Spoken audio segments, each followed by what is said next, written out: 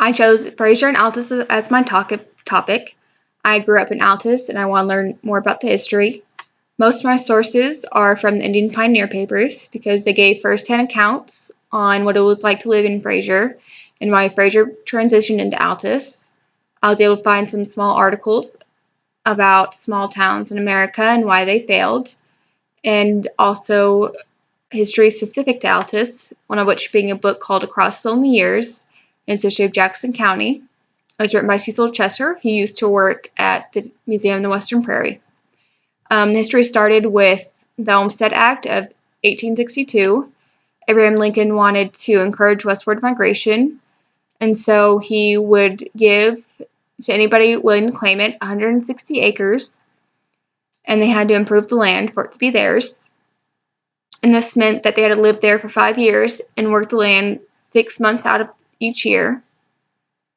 And to do this, to improve it, they had to build a home, a fence, and either raise livestock or crops. When Oklahoma was opened, it was quite progressive because it was open to not only white males, but also African Americans, Native Americans, immigrants, and women. And they all came to Oklahoma looking for a fresh start. The prairie was covered in sage and mesquite grass. Some people described it as beautiful and rolling, and the grass was as high as a man on top of his horse. Some thought the grass was lubricant. Others thought it was a desolate, barren place to live. And because there's so much grass and open land, trees are very scarce. And so the settlers built half-dugout houses, which meant they built either into the side of a hill or into 6 feet into the ground. And with no wood, there was no fuel for their fires. So they used bison patties and dried out cow patties for warmth and cooking. Can't imagine that was very pleasant. If you wanted wood, you had to travel to Vernon, and then you had to float it across the river. And this was before bridges, so some of the wood was lost within the water. So most resorted to going across into Indian territory and stealing wood from them.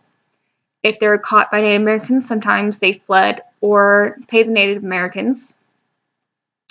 If they were caught by law enforcement, it was a $25 fine or they were arrested. Most of the time it was just the fine. There was a time when 15 to 20 men were arrested, taken to jail, and were housed with robbers, murderers. These criminals thought that wood thieves who were too ordinary didn't want to be housed with them. But the jail was so crowded that they had to put them into jail cells with men sentenced to death. So these men were eventually let out on bond with the promise for a trial date. Many were still out on bond 40 years later during the interview.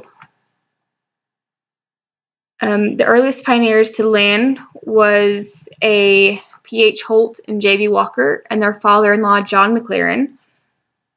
Sometimes full names weren't given, and if it was a wife's name, she was Mrs. whoever her husband was. So that was a little frustrating. The first post office was asked for by the McLarens, and once the request was granted, Mrs. Holtz, John McLaren's daughter, was the first postmistress. Once the post office was established, they adopted the name of Frazer from a nearby river named Frazer.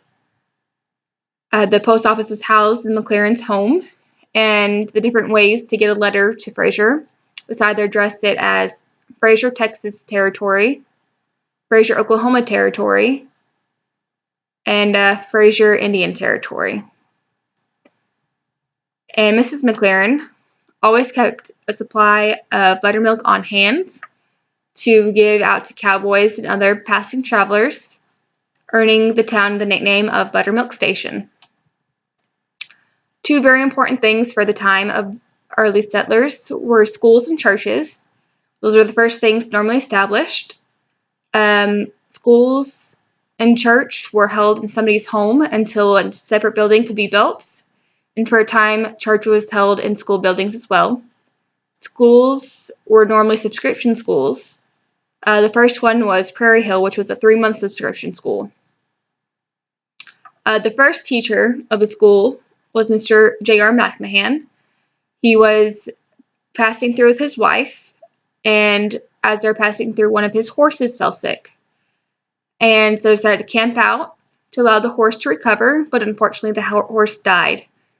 And while they're trying to figure out how to acquire another horse to keep moving, it was found out that he was a teacher from Tennessee, and the townspeople asked him if he could please teach. And they acquired $200 to pay him, and they also provided housing for him. In the early days, the land wasn't ready for planting. It's not the easiest land to farm on, as most people today know. People grew what they could on their land, like sugar cane, which they used for syrup, which doesn't sound all that appetizing. They also went into town to trade things that they created at home, preserves, butter, milk, and various other items for money or for other items that they needed.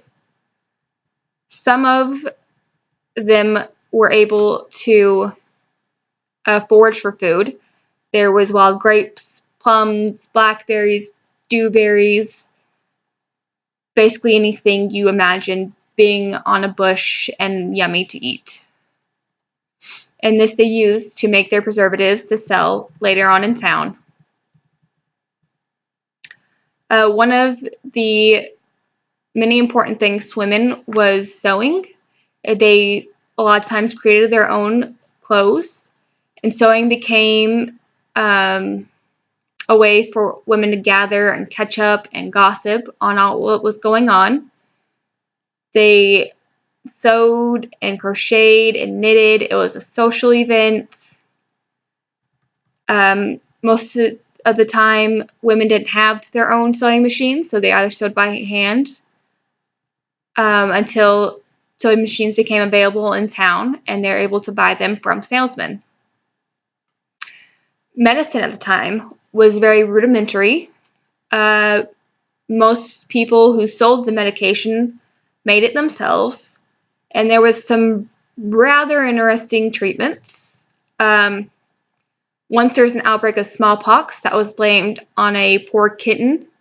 While the men were gathered in the drugstore, a kitten came in for warmth, and all the men that gave the kitten some pets came down with smallpox. So they had to be treated for that. One woman by the name of Nora Hudson remembered that the Frazer drugstore had barrels, but she never knew what was in them. One day after her brother was sick, the doctor came to see him. He said that her brother was dying and needed a whiskey bath. He ordered that somebody go to the drugstore to obtain the whiskey, and Nora's father volunteered her. And that day she found out what was kept in those barrels. Sometimes old medicine really did work, though. Florence Shelton's son was keeping dinner warm for her husband. When Mr. Shelton came home, their son got excited and hit a bad leg on the stove, and it sent boiling water and coffee and soup and hot coals all over him. They took his clothes off, and his skin came with it. Someone went to get the doctor. They thought for sure he wasn't going to make it. They gave him morphine for the pain. And then 2 days later, the doctor finally made it and brought half a gallon of ointment with him. He said to cover the kid in the ointment and roll him around in a sheet to prevent what little skin was left from sticking. The doctor said that if they could keep him from getting sick from pneumonia for 3 days, then he had a better chance to make it through. Miraculously, he did survive. And then on June 5th of 1891, the flood happened. People described it as a cloudburst opening, Many said it was up to 4 cloudbursts. The day started out sunny, and then a little cloud came, and it just opened up with torrential rains. Bitter Creek and Frazer combined and flooded. Miraculously, no human lives were lost, although there was many lives lost. People remembered seeing houses floating by, animals, many possessions. Bitter Creek and Salt Fork merged and became one. And some people were left at home whose parents went away. Others went to higher ground to somebody's house, and it was to the point where there was nothing but standing room. You couldn't move without touching somebody. And once the rains finally cleared, they saw the devastation that happened, and so they decided that instead of risking this happening again, they moved to town just a couple miles away, and they named it Altus, which is Latin for higher ground. A man with the last name of Bockham, who had a son named Tom, was the one who chose the name. A company was created to buy the new town site, and each resident from Frazer that moved within this new location was given the same amount of land equal to what they once owned in Frazer. And I thought that this was a very unique story, and it was a story that deserved to be told. And that's it.